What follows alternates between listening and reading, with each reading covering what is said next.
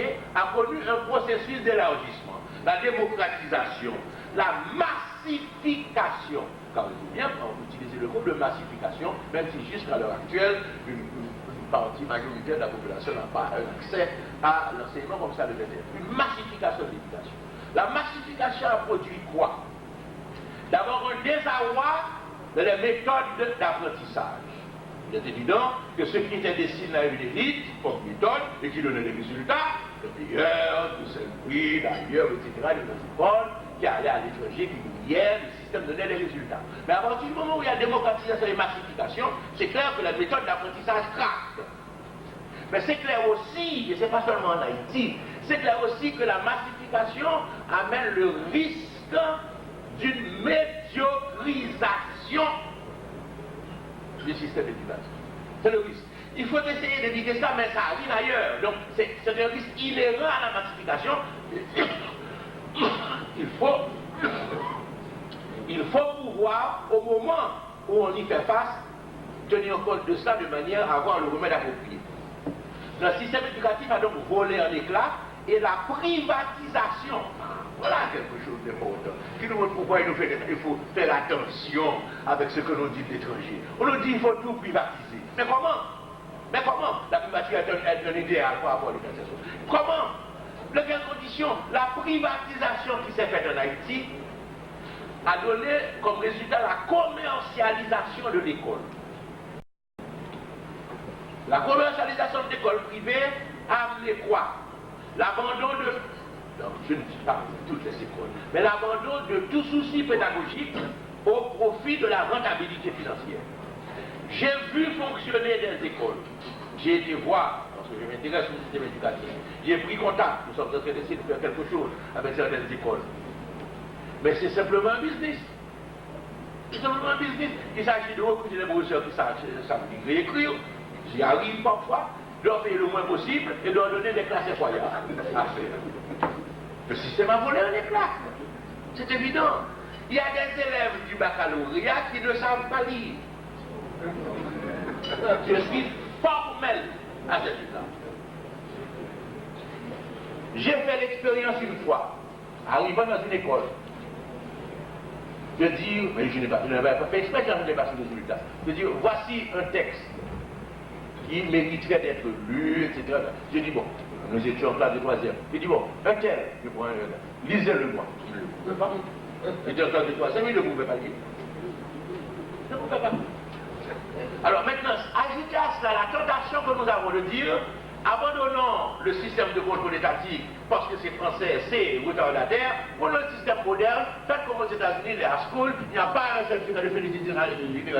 Maintenant, ce sont les écoles privées qui vont donner un certificat de fait d'études. Mon Dieu! Alors là, vous allez voir la qualité de certifié que nous allons avoir à travers cette école. Parce que le pays le sait, le pays l'appelle l'école Borlette. Maintenant, j'ai retenu ceci. Dans notre programme, qu'est-ce que nous avons fait? Nous avons constaté ceci, que la massification, la privatisation, l'expérience du Valier, car il faut le dire, nous avons perdu beaucoup de enseignants avec l'expérience du Valier, même que les écoles se multipliaient, surtout sous Château et maintenant. L'embargo, vous avez raison, l'embargo vient là gravement compromettre le problème de la formation et de la nourriture des cerveaux pour comprendre et saisir le monde extérieur et développer leur intelligence. Mais tout ceci aboutit à quoi? À un bilan. Mais ne sont pas les premiers à le faire, reconnaissons-le. Beaucoup de choses ont été faites en matière éducative, comme études. Il y a des choses valables. Moi, j'ai été étonné de voir la qualité de certains travaux sur l'éducation haïtienne qui ont été faits par des particuliers. C'était contestable, ou même par les institutions, malgré les critiques qu'on peut avoir. Alors nous, qu'est-ce que nous disons? Nous disons ceci. D'une part, identifier, recenser, classer les mots du système éducatif haïtien. C'est pas difficile. C'est pas difficile. Ça se trouve assez facilement dans les rapports qui existent. Deuxièmement, comme toujours, comment pouvons-nous réformer ce système de l'intérieur en tenant compte de notre personnalité historico-culturelle? Troisièmement, quels sont les emprunts que nous allons faire à l'étranger pour moderniser ce système? Car c'est le même mot que nous trouvons partout, la modernisation. Cette histoire d'emprunt, je sais que les Haïtiens sont toujours pour un petit peu effrayer, parce qu'ils ne voient pas qu'on puisse prendre quelque chose sans prendre le tout de ce quelque chose. Nous avons un problème, par exemple, comme le système éducatif qui prépare des élites intellectuelles et ensuite forme à un niveau de rabais des intelligences tournées vers les métiers manuels, avec le mépris que nous avons traditionnellement, ancien système, pour les travaux manuels. Et même pour le technique, de qualité. Écoutez, la solution est déjà là, elle est dans notre programme, mais elle est connue. La meilleure façon d'empêcher la dissociation méprisante entre la formation intellectuelle pour les métiers intellectuels et la formation intellectuelle mais technique pour les professionnels de la matière et les métiers manuels, eh bien c'est une combinaison que nous n'inventons pas. Elle existe en Haïti, à l'école de Dikini, à l'école des Adventistes de Dikini. Elle existe en Haïti au collège Byrd. Elle existe à Cuba, elle a fait le système cubain. Moi j'ai visité Cuba 2 fois pendant la Révolution, à la tête de délégations étudiantiles de la Caraïbe. J'ai tout fonctionné le système. Bon, je ne suis peu connu pas pour Haïti, le système cubain, mais je dis que l'expérience de l'école à la campagne et dans l'industrie est une expérience qui donnerait certainement des résultats chez nous si nous prenions la peine de l'expérimenter dans les conditions les meilleures. Car en Haïti, on prend un projet, on l'expérimente dans de mauvaises conditions, on dit l'idée n'est pas bonne, l'idée n'est pas bonne. C'est évident si c'est d'expérimenter dans de mauvaises conditions. Mais si on le fait sérieusement, ça donne des résultats. Moi j'ai vu, j'étais assez impressionné, j'ai vu fonctionner à Cuba. Je le dis parce que c'est l'exemple que j'ai eu. Mais si j'avais eu l'exemple de Dikini, je l'aurais utilisé de la même façon. Mais malheureusement, c'est l'exemple du passé. Mais l'exemple cubain donne quoi? Eh bien, les enfants sont naturellement dans les disciplines intellectuelles la moitié de la journée, et ensuite, dans l'autre moitié, ce sont des métiers manuels. Ce sont des métiers manuels. Si vous êtes dans la campagne, dans la matinée, on vous apprend la littérature, les mathématiques, les sciences, l'histoire, etc. Et dans l'après-midi, on vous apprend à cultiver. Qu'est-ce que c'est l'agriculture? On vous apprend. Et il y a un champ d'expérimentation à côté. Dans l'industrie, j'ai vu dans les lycées cubains, j'ai vu la section industrielle. Les enfants, il y avait une section textile, il y avait une section de ceci, etc. Les enfants apprenaient manuellement. Donc à ce moment-là, comprenez bien, l'enfant, je ne parle pas des élites qui peuvent y échapper, je parle de l'immense majorité que nous devons sauver. Mais l'enfant à ce moment-là va, en même temps qu'il développe son cerveau intellectuellement, pour être un homme conscient au niveau de la compréhension des choses du monde.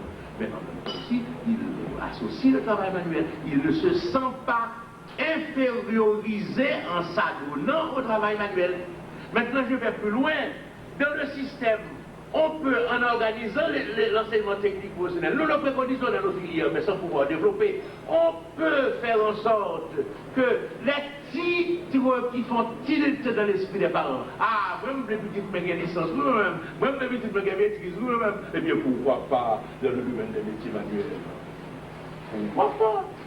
On développera des mécaniciens qui auront leur licence, qui auront leur maîtrise, qui auront leur PhD, mais en mécanique automobile.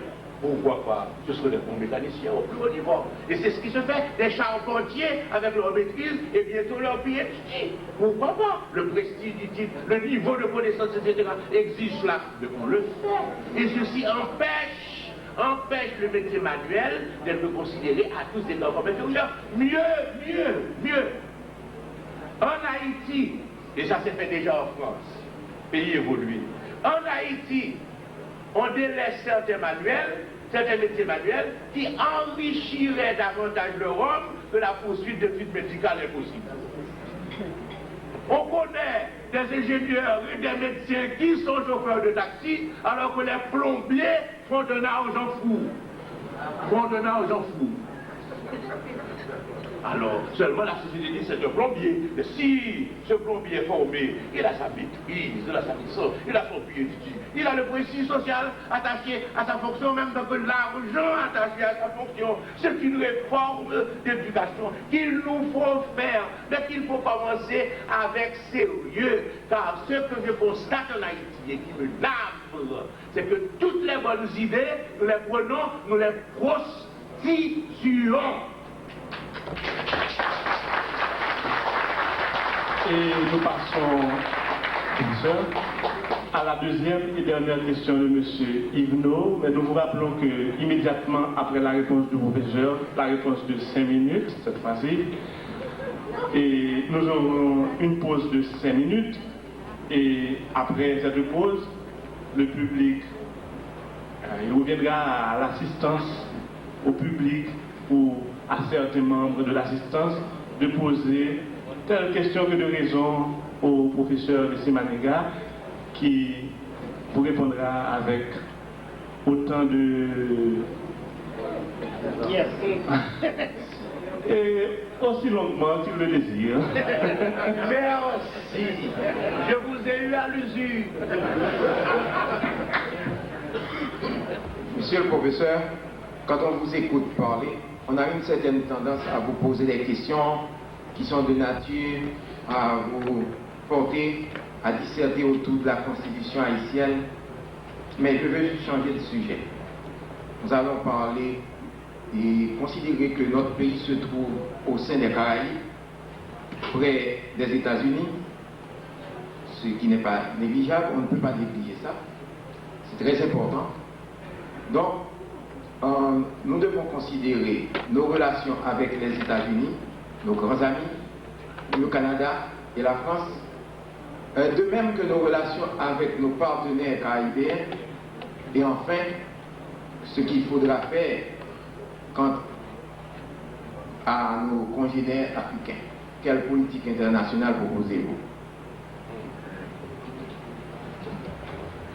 Nous partons d'un constat. C'est qu'il y a un effondrement de la diplomatie et des relations internationales qui correspond à l'effondrement significatif de tout ce que dont nous avons parlé ce soir. C'est un effondrement général. C'est un effondrement général. C'est un effondrement systémique. J'insiste. Je veux que les Haïtiens comprennent ce qui est en train de se passer en Haïti. À travers tous les désordres, les événements dispersés, il y a une réalité fondamentale. Il y a une réalité axiale, à savoir qu'un système meurt. Et toutes les institutions sont en crise. Et les hommes sont en désarroi. Et le pays semble foutre le corps, je m'excuse de l'expression, mesdames et messieurs, et que nous ne possédons presque plus. Nous n'avons plus sa direction. La diplomatie doit jouer un rôle capital dans le relèvement national. Un rôle aussi capital que le développement économique. Parce que la diplomatie va être au service du développement économique dans ce large pays. Je m'appelle un des hommes qui sont avec nous aujourd'hui au RDNP, dans le conseil de direction du RDNP, qui en 57-58, quand je suis rentré au pays, j'avais 4 ans, et j'ai proposé, d'abord au gouvernement Magloire, puis au gouvernement François-Vivaldi à ses débuts, à tout premier début, d'avoir une école des hautes études internationales. Et il me disait, franchement, Leslie, quand tu as eu cette idée et que tu l'as réalisée, je lui dis, mais ce n'est pas une priorité. Et bien aujourd'hui, je me rends compte à quel point il avait tort, c'était une priorité. Pourquoi? Parce que nous sommes, au départ, et c'est de ça qu'il nous faut prendre conscience, nous sommes un petit pays sous-développé, c'est-à-dire dépendant, et de plus en plus, avec la crise actuelle, à l'hiver, ça parle de décomposition, de plus en plus insignifiant. Objectivement parlant. Objectivement parlant. Parce que ça, nous pourrons donner aussi, valoriser l'enjeu haïtien, ce serait l'objet de notre thème. Mais, de ce dont nous parlons, réalité crue, solide, substantielle, matérielle, nous sommes insignifiants. Donc, comment maintenant, à partir de cet effondrement, de cette dépendance, de cette insignifiance, valoriser l'enjeu haïtien pour nous permettre de monter vers le XXIe siècle? C'est par notre diplomatie, par la qualité de nos relations internationales. D'abord, nos hommes. Plus j'avance en âge, je ne dis pas plus je vieillis, plus j'avance en âge, plus je me rends compte de l'importance de l'homme. Je donnais beaucoup plus d'importance au système quand j'avais 20 ans. Je donne de plus en plus d'importance à l'homme, à la valeur humaine, à la formation, à la qualité humaine, au sens fort du terme. Et ceci indépendamment de l'origine sociale. Quand je parle, je ne parle pas de l'origine sociale. Je ne dis pas que la qualité humaine de l'élite, c'est pas vrai. Bon. Élite sociale. Donc, je parle de qualité individuelle, qualité. Il nous faut des hommes de qualité. Il nous faut des hommes formés. Des hommes qui doivent comprendre que leur comportement, leur conduite, leur pénétration, leur contact, leur réaction doivent amener des dividendes pour le pays haïtien. Ceci est la première réalité d'une conduite internationale. Or, un produit de loi, tu sais ce qu'il récompense.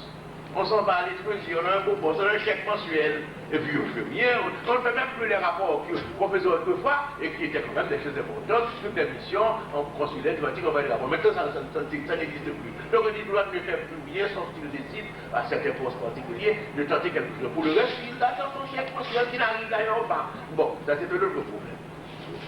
Il faut changer cela. La formation est essentielle. C'est la raison pour laquelle je suis heureux de voir tant de jeunes haïtiens, un peu partout, étudier les affaires internationales.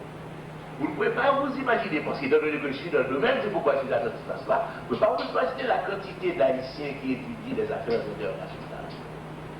Que ce soit les affaires politiques internationales, que ce soit la diplomatie proprement dite, que ce soit les affaires économiques internationales. Vous ne pouvez pas vous imaginer. Et ça, c'est important. Car il faudra avoir un corps important, un service important au niveau de la qualité de la formation. Et toute formation technique, mais aussi formation civique. Oui, on est au service du pays, de l'intérêt national. C'est la première chose. La deuxième chose, c'est une réévaluation du monde. Le système qui est en train de mourir, je vous dis, laissons-le mourir, croyez-moi, laissons-le mourir. Ce système qui est en train de mourir, il a fait la faute d'y croire. Une diplomatie de représentation. Nous manquons bien habillés, qui a une belle voiture, nous sommes bons diplomates. Mais ce n'est pas seulement cela. Ce système est parti d'une vision du monde que nous devons changer. Car aujourd'hui, regardez la répartition de nos ambassades et de nos postes diplomatiques. Chaque pays d'Amérique latine en avait un. L'histoire. Et puis, l'Europe, on avait. Nous avons même deux en Italie. On va. Et puis, le monde a changé et nous continuons jusqu'à présent à vivre sur cette vision du monde et donc sur la répartition de nos contacts et de nos relations internationales. Le monde a changé. Les dragons asiatiques constituent à l'heure actuelle un ensemble aussi important que l'ensemble euro-africain et que l'ensemble américain. Où sommes-nous dans le développement d'une politique vis-à-vis des dragons asiatiques? Nous avons traditionnellement Taïwan. Pourquoi? Parce que nous reconnaissons Taïwan. C'est tout. Nous ne faisons rien de plus. C'est de l'avantage. Chaque gouvernement qui arrive, et c'est d'avoir 1 million, 2 millions de Taïwan qui donne ça pour maintenir une fiction diplomatique, parce que le gouvernement Taïwan a besoin d'avoir sa mission diplomatique en Haïti. Il y en a si peu. C'est ça, c'est rétréci comme une peau de chagrin. Donc on tient à la propos haïtienne. Chacun prend 1 million, 2 millions, 6 millions de Taïwan. Mais c'est tout. Mais ce qu'il faudrait faire avec ces dragons asiatiques, au niveau du commerce mondial, parce que nous avons des atouts. Encore une fois, je reviens à la question de bocage. Nous avions des atouts stratégiques, nous avons deux tendances à l'heure actuelle qui se forment dans le monde sur 3. C'est magnifique comme position. 3 ensembles. L'ensemble nord-américain qui à l'heure actuelle prend l'Amérique latine. La NAFTA, tout le monde le sait, n'est qu'un point de départ, doit s'étendre à toute l'Amérique latine. Bon, c'est pas seulement le Mexique. Deuxièmement, l'Eurafrique, constituée par Lomé. Troisièmement, le monde asiatique avec le pôle japonais. Nous sommes dans 2 de ces ensembles. Nous sommes dans l'ensemble européen puisque nous sommes euro-africains parce que nous sommes dans Lomé. Et nous sommes tout à fait candidats normal pour NAFTA. C'est une position stratégique à utiliser pour les deux ensembles. Il nous faut donc revoir notre conception diplomatique, déployer nos hommes et déployer notre action de manière à tenir compte de la nouvelle répartition du monde et de ce monde tripolaire qui est là. Nous sommes obsédés par soit les États-Unis, soit la France, alors que, mon Dieu, bon, les États-Unis ont des problèmes et ne cesseront d'en avoir. Paul Kennedy le montre admirablement, mais nous le savions en tant qu'historiens. Grandeur et décadence. Mais il faut voir le monde qui se forme. Ensuite, nous sommes un petit pays. Nous avons des exemples devant nous. Quelle doit être la substance de notre diplomatie? Elle doit être de plus en plus économique et financière et stratégique. Et de moins en moins représentative et politique. Donc c'est une autre vision, une autre conception. Nos relations internationales, alors, maintenant, qu'est-ce que nous allons privilégier? Bon, entendons-nous, je n'exclus pas le sentiment, je n'exclus pas l'humanisme. Je sais bien que nous sommes attachés par nos racines à l'Afrique. Donc c'est pourquoi ces gouvernements ont voulu développer des ambassades en Afrique. C'est une chose que je comprends, c'est normal, ça fait partie de la diplomatie. La culture aussi, elle fait partie de la diplomatie. Mais je voudrais dire ceci qui est triste, et je vous invite à réfléchir avec moi sur cette tristesse. C'est que quand on regarde les continents de par le monde, on constate qu'il y en a qui continuent de progresser ou se maintiennent. L'Europe, l'Amérique, l'Asie. Et on constate au moins un qui s'effondre relativement. C'est l'Afrique. Que devons-nous faire devant une situation de ce genre? Réalisme, oui, mais humanisme aussi. D'autant plus que finalement, dans notre définition, nous avons une composante africaine qui amène à nous assimiler à cela. N'était notre position en Amérique, on aurait fait de nous un pays africain. Mais notre position en Amérique amène à nous poser des problèmes spécifiques à l'Amérique, et donc nous sommes dans NAFTA et non pas dans l'OUA. C'est dans NAFTA que nous sommes. Et donc ça pose des problèmes. Mais nous pouvons peut-être avoir intérêt à aider internationalement à une politique de survivance puis de revalorisation de la race noire. Encore, c'est de ça qu'il est question. Je ne voudrais pas poser les problèmes en termes seulement de race ou d'ethnicité, non. Mais je dis que nous ne pouvons pas, après avoir analysé les problèmes sérieux, fondamentaux, etc., économiques, stratégiques, nous ne pouvons pas négliger que dans la compétition mondiale de demain ou d'aujourd'hui, les nations qui sont en position de compétition et de progrès et de drive-up, donc de pousser vers le haut, sont des nations soit blanches, soit asiatiques. Tandis que les nations qui ont des difficultés pour tenir le coup, qui risquent de rater cette troisième révolution scientifico-industrielle et qui ont déjà des problèmes et qui plongent, comme l'a montré une carte mondiale terrible, où l'on voit l'Afrique se détacher de l'Europe et plonger progressivement dans la mer. J'espère que ça n'arrivera pas, je crois que ça n'arrivera pas, mais néanmoins, il y a là un problème. Le problème n'est pas seulement un problème de vision du monde en disant, voilà, nous sommes ceci, non, parce que nous portons en nous-mêmes et sur nous-mêmes la marque africaine. Il y a un problème dans la compétition de l'élément race noire. Quelle est notre position? Nous qui pendant longtemps avons représenté cela, le système d'autrefois, le système qui meurt. Eh bien, quelle valeur nous allons tirer de l'ancien système pour le nouveau et quel coefficient positif ou négatif ça va mettre sur nous, c'est-à-dire quelle responsabilité nous allons assumer dans le nouveau système à construire. Donc la diplomatie pour nous doit changer complètement dans sa conception, dans sa substance, dans son évolution. Et puis nous devons faire une politique qui associe le pays à nos relations internationales. Quand nos relations internationales ont toujours été une petite superstructure artificielle à la disposition de quelques individus qui s'y intéressaient et comprenaient quelque chose. Or aujourd'hui, une diplomatie au service de l'intérêt national, d'ailleurs difficile à défendre, doit impliquer la volonté populaire, la compréhension populaire, d'où la nécessité de vulgariser nos relations internationales aux yeux du peuple, en créant systématiquement, leur faire comprendre telle ou telle orientation. Ceci dit, j'ai laissé de côté l'idée qui est pour moi centrale et qui répond mieux à la question qui m'a été posée sur nos relations internationales, à savoir que nous sommes un petit pays à étroite marge de manœuvre autonome et que notre diplomatie doit chercher, je l'ai écrit à plusieurs reprises, doit chercher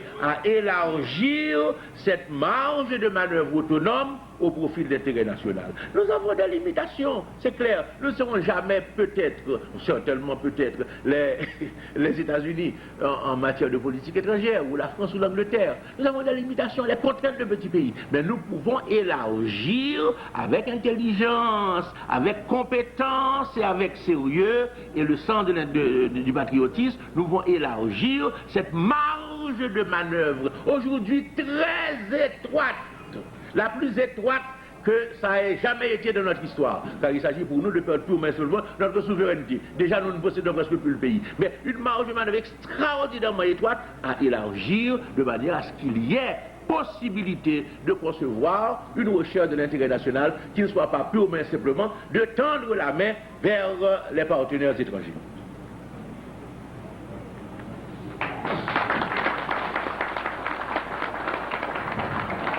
Merci, professeur. Et je vous rappelle que vous avez 5 minutes d'intermittence et après quoi, on reviendra pour poser des questions générales au professeur Maniga. Mais je vous rappelle que M.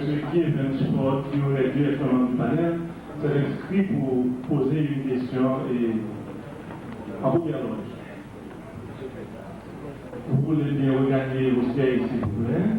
Et nous allons avoir la question de M. Kievan Sport de la Dominicaine. Merci infiniment. Monsieur le professeur Maniga, je m'arrangerai la prochaine fois pour être l'un des panélistes. Ça m'accordera l'opportunité de vous poser 2 questions. Et puisqu'il me faut être concis, après le renversement de votre gouvernement de 4 mois de gestion au début de juin 1988, le gouvernement militaire sous l'égide du général Nancy publia un décret daté du 20 juin 1988 dissolvant le Parlement haïtien. Ce même décret fut visé par tous les décrets des gouvernements du général Prosper Avril et tous ceux du gouvernement de Mme Bertha Pascal Trouillot. Or, selon l'article 111.8 de la Constitution de 1987, où nous lisons ce qui suit, en aucun cas, la Chambre des députés ou le Sénat ne peut être dissous ou ajourné, ni le mandat de leurs membres prorogé.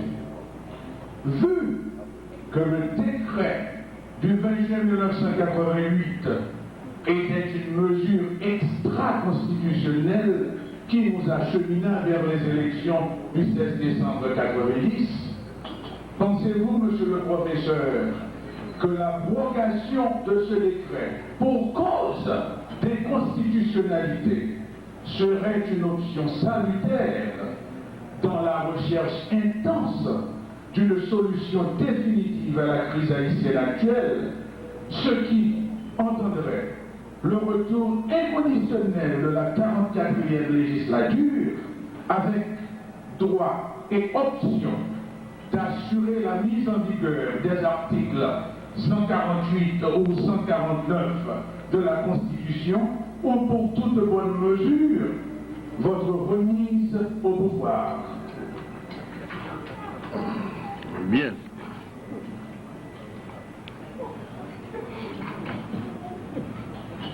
Vous me permettrez d'élargir votre question parce qu'il ne s'agit pas seulement de la dissolution de la 44e législature, il s'agit de la suppression ou de la suspension de la Constitution entière. Le président de la République ne pouvait pas non plus être renversé par les militaires avant la fin de son mandat. Mais il faut faire 2 réflexions avant d'arriver à la réponse concernant directement votre question. Le président de la République renversé dans la nuit du 19 au 20 juin 1988 l'a été évidemment de force, ça va de soi. Vous connaissez l'épisode, heureusement oublié. Et ensuite, à son arrivée en Santo Domingo, dès le lendemain, il précisait sa position sur le coup d'État, dénonçant son inconstitutionnalité, ça va de soi, son refus d'accepter les conséquences et la décision de retourner au pays. Tandis que, je le dis peut-être avec tristesse, mais en tout cas, les faits sont les faits ont la tête dure. La 44e législature a été dissoute inconstitutionnellement. Mais la majorité des parlementaires de la 44e législature, je dis bien la majorité, pas tous, avec quelques rapports avec les militaires qui ont fait le coup, ça se comprend, puisque ça faisait partie du jeu dans lequel nous nous sommes trouvés et des difficultés que nous avons rencontrées sur notre chemin en changeant ce pays. Ces parlementaires ont accepté du nouveau gouvernement de Nanfi qui venait de dissoudre des positions rémunérées, c'est-à-dire ils ont été nommés à des postes qu'on a créés pour eux, particulièrement dans les provinces. C'est-à-dire qu'ils ont accepté, en assumant ces nouvelles fonctions avec traitement, ils ont accepté les conséquences de leur dissolution. Un. Deuxièmement, ces parlementaires avaient été élus pour un mandat déterminé, brutalement interrompu. Évidemment, ce mandat est arrivé à sa fin. Et aujourd'hui, la 44e législature se trouve dans une situation difficile, à savoir que la majeure partie de ces membres avaient accepté la dissolution de fait. Il n'y a pas eu de protestation, ils ne pouvaient pas, sans doute. Et d'autre part, le mandat pour lequel ils avaient été élus a expiré. La mesure était inconstitutionnelle, certainement. Il n'y a pas de doute. Doit-on annuler une mesure constitutionnelle? Oui, dans un état de droit. Mais il s'est produit un certain nombre d'éléments qu'il faut appeler des faits acquis. Il y a des faits acquis qui ont eu lieu. Notamment que certains d'ailleurs de ces parlementaires sont présentés aux élections de 90, c'est évident. Et aujourd'hui, dans la situation actuelle, c'est pourquoi je dis qu'il faut l'élargir. Parce que la question des parlementaires, en aucun cas, à mon sens, ne saurait être posée dans le sens de leur réintégration comme parlementaires. Je pense que d'une part, ils ont droit à aller devant le peuple et à obtenir une ratification populaire, une souscription populaire, c'est-à-dire aux prochaines élections, je pense qu'ils peuvent se présenter.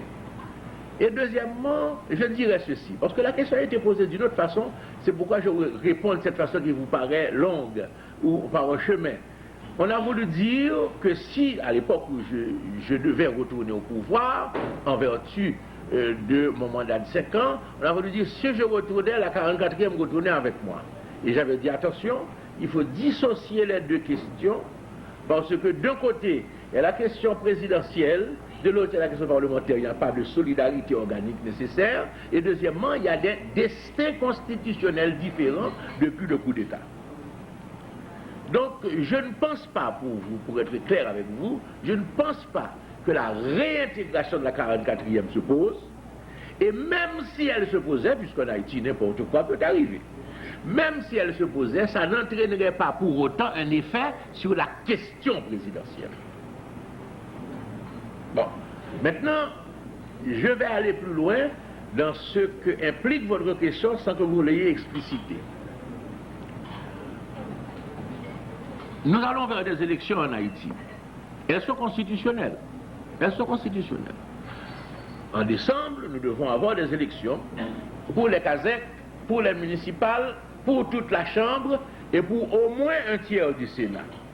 Parce qu'on peut peut-être penser que la régularisation de la question des 18 janvieristes pourrait se faire en les envoyant à nouveau devant le peuple. À ce moment-là, ce serait les 2 tiers du Sénat. Mais pour l'instant, officiellement, c'est 1 tiers du Sénat. La constitutionnalité de ces élections, à mon sens, ne peut pas être questionnée. Tandis que, en 1990, la constitutionnalité des élections présidentielles pouvait être contestée. Non pas parce qu'il s'agit de moi, non. Pour deux raisons fondamentales. La première, c'est que quand je me suis présenté pour participer à la compétition électorale, on m'a opposé que j'avais été élu en 88, mon mandat n'étant pas terminé, je ne pouvais pas me présenter à ces nouvelles élections. Ah, la conséquence immédiate était qu'on ne pouvait donc pas organiser l'élection présidentielle. La conséquence immédiate, elle était claire, absolument claire. Si le CEP dit que je ne peux pas me présenter aux élections parce qu'en 88 j'ai été élu pour 5 ans, donc mon mandat n'étant pas terminé en 90, on ne peut pas faire d'élection présidentielle. Le CEP ne peut pas organiser. C'est la raison pour laquelle nous avons eu le recours à la Cour de cassation. Et comme le verdict nous était favorable, la présidence de la République, pour les raisons que nous connaissons bien aujourd'hui, a décidé de mettre le juge à la retraite pour qu'aucun arrêt ne puisse sortir. Parce que l'arrêt ne pouvait pas ne pas nous être favorable. Donc, la contestation de la constitutionnalité des élections de décembre 90, c'était tellement vrai que les ambassadeurs nous ont appelés, ont pris des contacts avec nous, pour nous dire, vous allez prendre la responsabilité de bloquer les élections présidentielles de décembre 90 parce que vous avez raison juridiquement? Et nous avons répondu oui. Il faut qu'il y ait un exemple dans ce pays de triomphe de l'état de droit. Et alors, à ce moment-là, les deux principaux nous ont dit, mais il n'y aura pas de décision du Conseil de cassation avant les élections. Ils nous l'ont dit à moi-même, à Marcel Célestin et à ma femme. Il n'y aura pas de décision. Ils savaient qu'il n'y aurait pas de décision. La décision devait sortir, c'était en notre faveur. Donc, nous avions un problème très net et très clair que l'action même du CEP,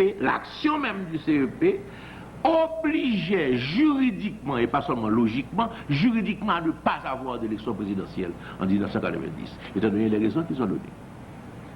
La deuxième chose qui est nettement plus importante, à mon avis, c'est pas seulement l'affaire du CEP, c'est que nous sommes entrés à partir de 1988. Pour la première fois, c'est la première élection qu'il y a eu en vertu de l'article 87 de l'article 1987, de la Constitution de 1987.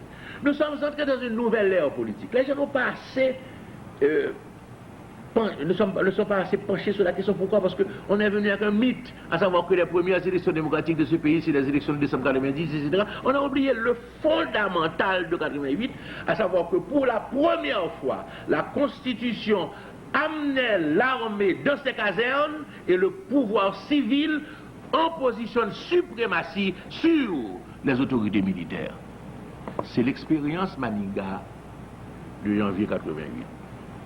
Et ça, c'est la raison pour laquelle je disais, pas un jour de plus, mais pas un jour de moins. C'était pour essayer de former l'éducation des gens à cette idée fondamentale, que là, nous étions à un carrefour important de notre histoire politique, et que cette expérience devait asseoir un régime de suprématie du pouvoir civil sur l'institution militaire. Premier cas était vital pour le mandat. Le problème de la